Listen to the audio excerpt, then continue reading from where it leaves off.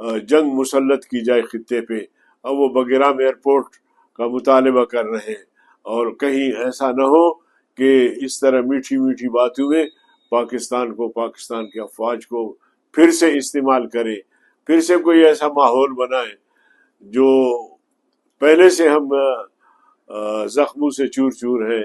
खैबर पख्तूनख्वा की सूरत हाल, बलूचिस्तान की सूरत हाल हम सबके सामने है।